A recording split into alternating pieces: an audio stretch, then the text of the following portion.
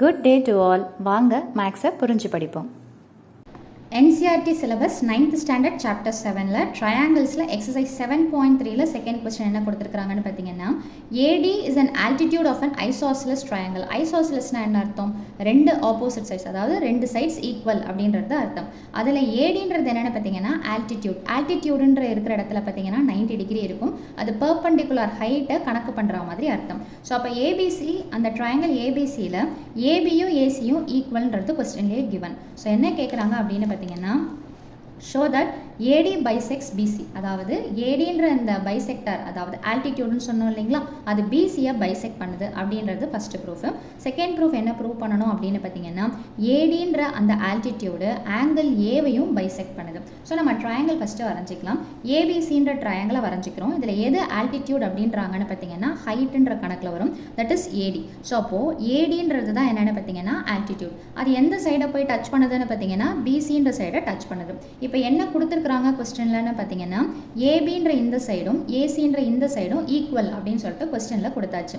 இப்போ இதில் நம்ம என்ன ப்ரூவ் பண்ணோன்னு பார்த்தீங்கன்னா, ஃபர்ஸ்ட் ப்ரூஃப் ஏடின்றது பிசியை பைசெக்ட் பண்ணுது. ஸோ அது என்னன்றதை பார்ப்போம். ஸோ என்ன கொஸ்டினோ அதை அடுத்து எழுதியிருக்கிறோம். இப்போ ப்ரூஃப் என்னென்னு பார்த்தீங்கன்னா, இதை நம்ம ரெண்டு ட்ரையாங்கிளாக பிரிச்சுக்கலாம். இந்த பக்கம் இருக்கக்கூடிய ட்ரையாங்கிள் தட் இஸ் ஏபிடி, அதே மாதிரி இந்த பக்கம் இருக்கக்கூடிய ட்ரையாங்கிள் தட் இஸ் ஏடிசி. இது நீங்கள் எப்படி வேணாலும் ட்ரையாங்கிள்னு சொல்லும்போது நீங்கள் எப்படி வேணாலும் எடுத்து எழுதிக்கலாம்.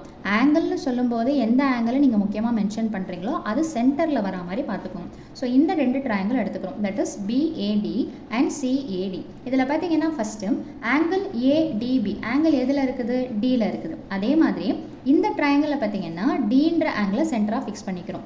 ரீசன் என்னென்னு பார்த்தீங்கன்னா, இதுவும் 90 டிகிரி, இதுவும் 90 டிகிரி. ஸோ இந்த ரெண்டு ட்ரையாங்கிளில் டியை சென்டராக வச்சுட்டு மீதி இருக்கிறது நீங்கள் எப்படி வேணாலும் மாற்றி எடுத்து எழுதிக்கலாம். So ATP is equal to ADC.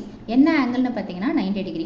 அடுத்தது கொஸ்டின்லேயே என்ன கொடுத்துருக்குறாங்கன்னு பார்த்தீங்கன்னா, ஏபின்ற இந்த சைடும் அதே மாதிரி ஏசின்ற இந்த சைடும் எப்படி இருக்குதுன்னு பார்த்தீங்கன்னா காமன், ஈக்குவல் அப்படின்னு சொல்லிட்டு கொடுத்துருக்குறாங்க ஐசோசலஸ் அப்படின்றதுனால. அது போக நமக்கு என்ன தெரியுது, இந்த ஏடின்ற லைன் ரெண்டுத்துக்குமே காமனாக இருக்கிறதுனால AD is equal to AD common அப்படின்னு சொல்லிட்டு எழுதியாச்சு. ஸோ ஒரு ஆங்கிள், அதுக்கு அடுத்தது ரெண்டு சைட், அதுவும் எந்த மாதிரி ஆங்கிள் நம்ம சூஸ் பண்ணியிருக்கிறோம்னு பார்த்தீங்கன்னா ரைட் ஆங்கிள் சூஸ் பண்ணியிருக்கிறதுனால பை ஆர்ஹெச்எஸ் கான்க்ருவன்ஸ் ரூல், அதாவது ரைட் ஆங்கிள் ஹைபோட்டனஸ் சைட். இது ரைட் ஆங்கிளுங்களா, ரைட் ஆங்கிளுக்கு ஆப்போசிட்டாக இருக்கக்கூடிய இந்த சைடு நம்ம என்னன்னு சொல்லுவோம்னு பார்த்தீங்கன்னா hypotenuse. So right angle hypotenuse side congruence rule படி இந்த ட்ரையாங்கிளும் கான்க்ருவெண்ட் அப்படின்னு சொல்லிட்டு சொல்லியாச்சு.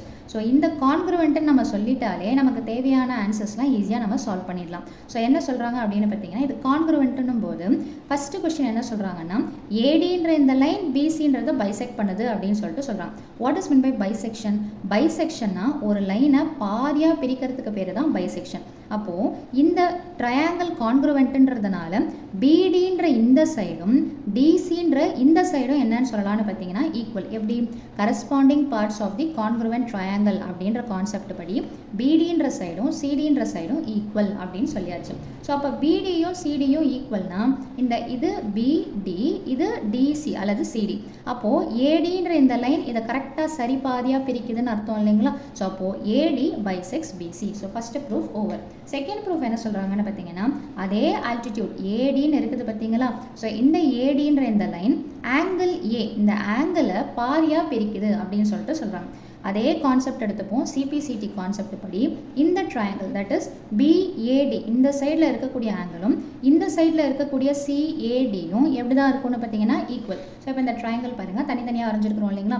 இது ரெண்டும் கான்க்ருவெண்ட்னு சொல்லும்போது இந்த ஆங்கிளும் ஈக்குவல். ஸோ அப்படி பார்க்கும்போது பிஏடி இஸ் ஈக்குவல் டு சிஏடின்றதுனால ஏடின்ற லைன் அது வழியாக பாஸ் ஆகிறதுனால ஏடின்றது ஆங்கிள் ஏவை பைசெக்ட் பண்ணுது அப்படின்னு சொல்லிட்டு சொல்லி முடிக்கலாம். ஸோ அவ்வளவுதான் இந்த சம்மோட சொல்யூஷன். மீண்டும் அடுத்த பதிவில் வேறொரு சம்மோடு சந்திக்கிறேன். வீடியோ பயனுள்ளதாக இருந்ததுன்னா கண்டிப்பாக லைக் பண்ணுங்கள், ஷேர் பண்ணுங்கள், மறக்காமல் சப்ஸ்கிரைப் பண்ணுங்கள். தேங்க்யூ.